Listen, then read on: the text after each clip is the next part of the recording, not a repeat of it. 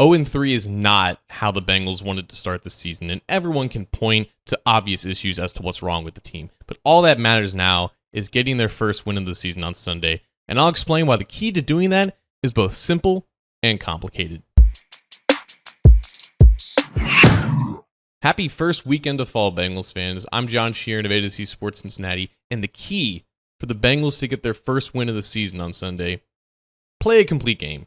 Because while other teams like the Chiefs and the Steelers, they're grinding out wins despite the flaws of their rosters, the Bengals apparently need everything to go right in one afternoon just to get a single win in September. And this is obviously not a new problem. The Bengals have had issues stringing together clean games in the first month of the season for the past 3 years now. At a certain point, you are who you are. This is not a team that can win ugly out of the gate. And if they don't play clean, they can't win at all. And I'm labeling this as the complete game issue because while there are some similarities and parallels between a couple of the losses this year, every game has kind of been its own story. Like in week 1 against the Patriots, obviously missed tackles, red zone miscues, you lose by 6 at home. It's a clunker, big deal, right? Week 2 comes around against the Kansas City Chiefs. They lose by 1 point on a game-ending field goal because of a defensive pass interference penalty at the end of the game, and they went scoreless in the fourth quarter despite, for the first 3 quarters, the offense played pretty well, and the pass rush was able to get to Mahomes pretty often. And then, in week 3, there was no pass rush at all against the Washington Commanders. The offense explodes and only doesn't score a couple of times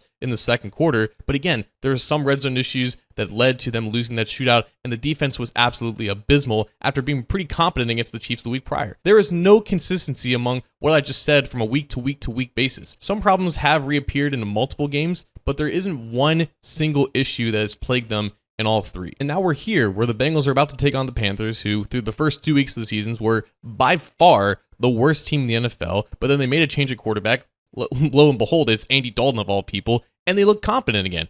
And now, there's no confidence that the Bengals can win this game without everything clicking in 1 week. If the Bengals pass rush completely disappears like it did against the Commanders, Andy Dalton is liable to light them up. If the Bengals offense cannot find consistent answers in the red zone and put the ball across the goal line, they are liable to lose another shootout. If all of these problems don't get solved in 1 week, who's to say the Bengals can go down to Carolina and beat a reinvigorated Panthers team? Until the Bengals put together one complete game, there is no reason to assume that they are going to be anywhere close to finishing around 500 this year. The perfect time to start this Sunday in Charlotte.